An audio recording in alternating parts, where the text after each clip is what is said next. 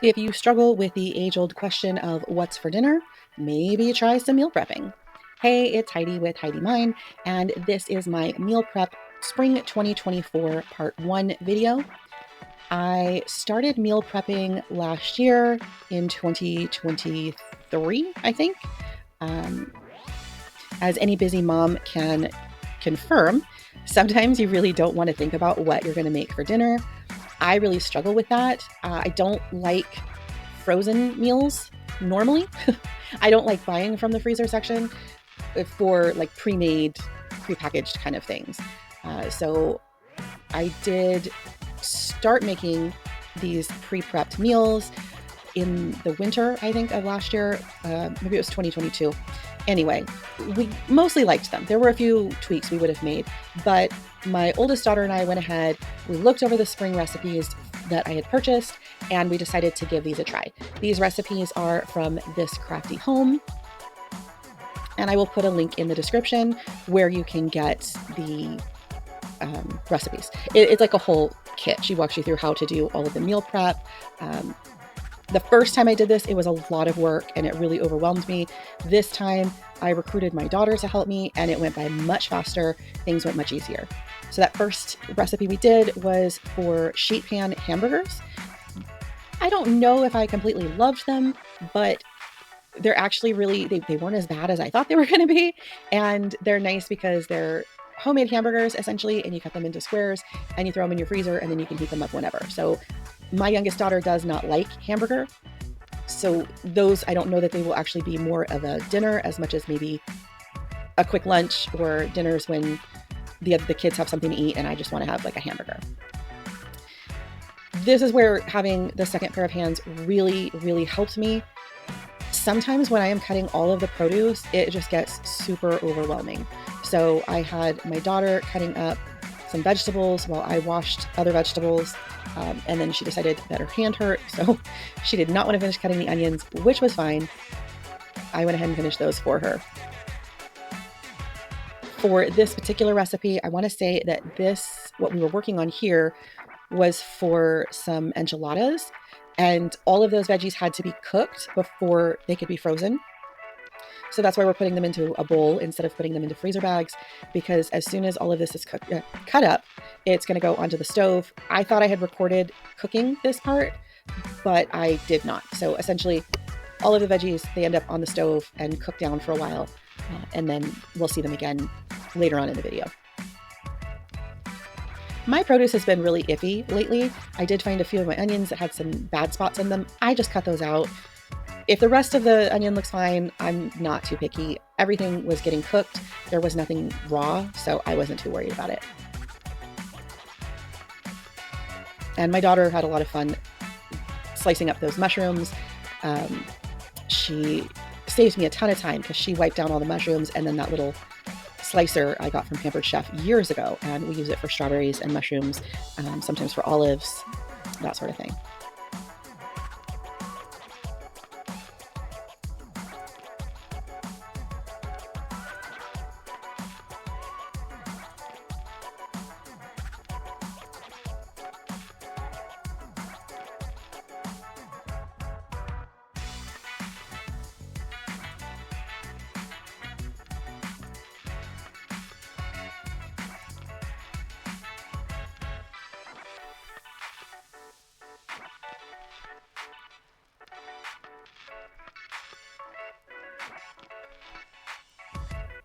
I have to say, after the vegetables, my next least favorite thing is opening cans.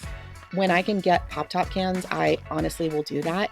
My father-in-law was bringing us a ton of canned goods for a while, so this was a great way to use all of that up, and I didn't actually have to buy a whole lot for these. I bought a lot of produce, and I bought some meats.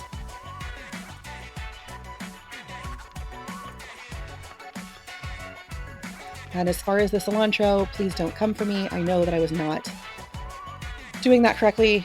I thought you could take like the scissors and pull your, like, whatever those are, herbs through it, and it would automatically pull the stems off. It didn't want to work for me, so I did my best. I bought these reusable bags a couple years ago. I do like them.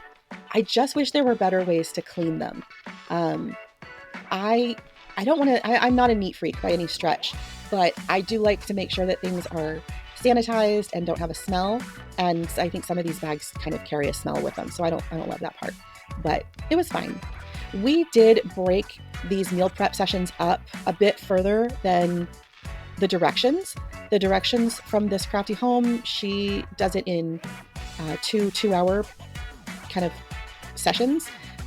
We did some of it the first day, but then we knew we were going to be eating some of these. So you can see I'm putting one recipe into the bag and I'm putting one recipe or one part of the recipe into my Instant Pot because we were going to actually eat this that night.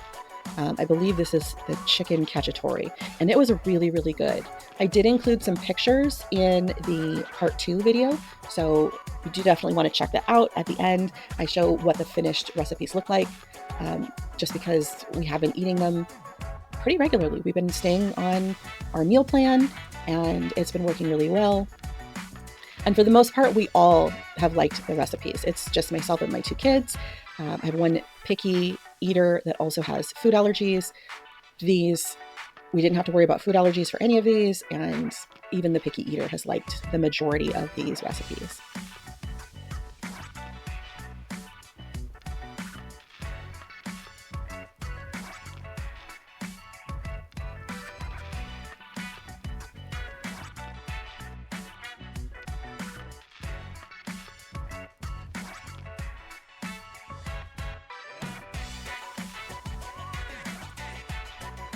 I think this one we're making like a tortilla soup.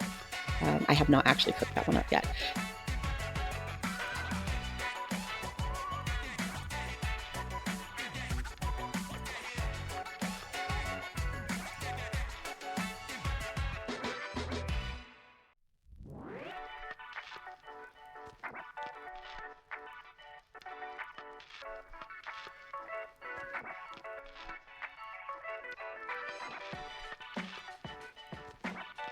If you like this video, please feel free to give it a thumbs up, click that subscribe button, and hit the bell for notifications of when I go live or when new content is posted. So having the second pair of hands really helped. She's pretty good with measuring. It's been one of our homeschool things that we worked on, that she learns the different measurements and how they transfer from fractions to decimals to weights to all of that. So this was really good for her to help with. It also let me focus on other parts of the recipes because she does really good with measuring out all of the seasonings. One thing about this particular set of recipes was it was very, I felt like it was very veggie focused.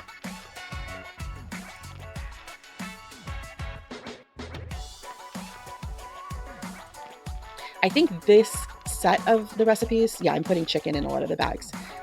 I loved that for the majority of these recipes that called for chicken, it was just full chicken breasts. I didn't have to cut them down. That is a huge time saver for me. But I want to say, so with these particular recipes, I will put a link in the description or you can buy them. I think I said that. You get 10 recipes and you double them up. So essentially it's 20 meals, which is great because if you can have 5 meals one week, and then 5 different meals the following week, and then you just repeat. So it works well for us. But I do feel like there were more veggie options for this one that did not have meat. And not all of the recipes have chicken. It's just this particular recipe set only had the hamburgers, and then everything else was either veggie-based or chicken-based.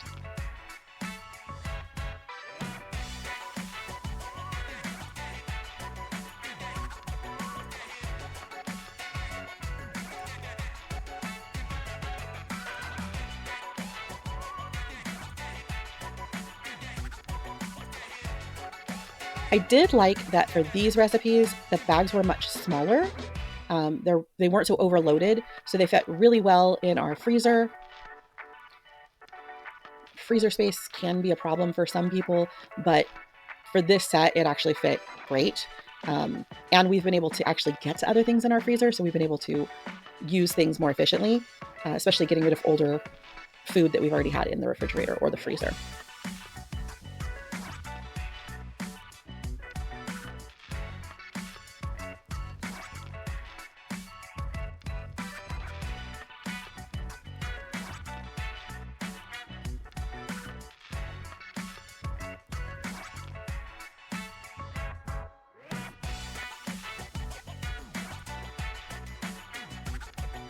So this is one of the recipes that actually needed me to cut up the chicken, and that's fine. It's not a big deal. I have really good knives.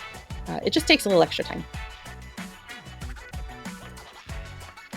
Most of these recipes can be made in an Instant Pot or a slow cooker. There are a few that do need to be done in the oven. So I liked the variety with this particular group of recipes. During the summer months, I don't like to use my oven because it heats up the whole house. So I do have to look at summer recipes and see what that has for us. But for the most part, a lot of these, I have an Instant Pot and a pressure cooker, and I love being able to just use those. Both have a slow cook setting. So as long as everything's defrosted, then I can just set it up in the morning and leave it.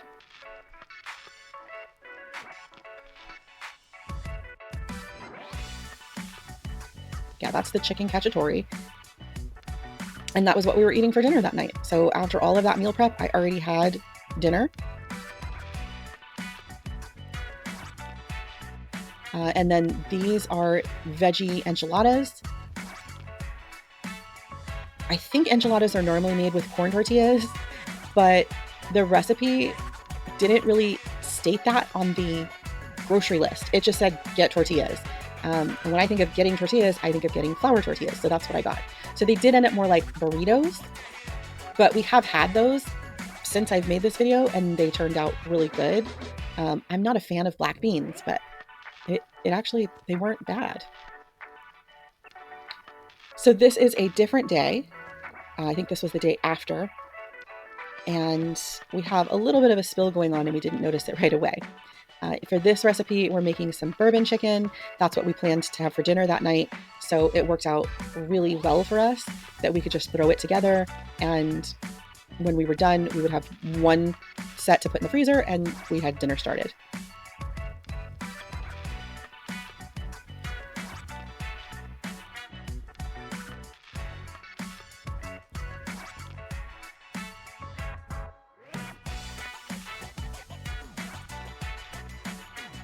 I think this is where we noticed, yeah, the bag was leaking. So these bags, I've never had a problem with the bags before.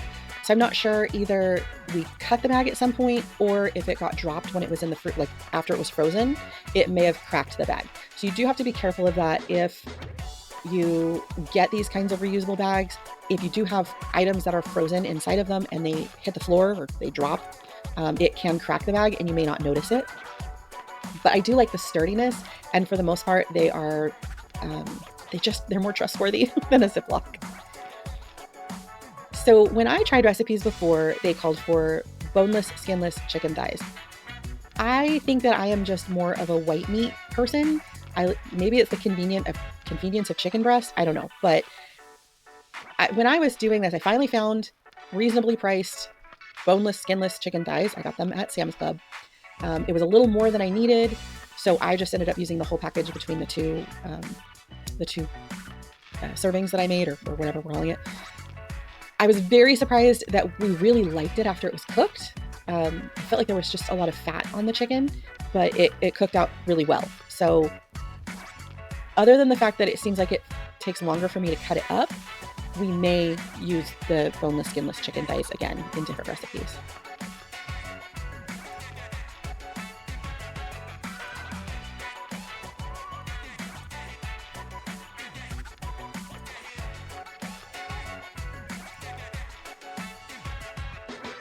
Thank you so much for watching. Be sure to hit that thumbs up button if you enjoyed this video, subscribe, and click the bell for notifications. See you soon.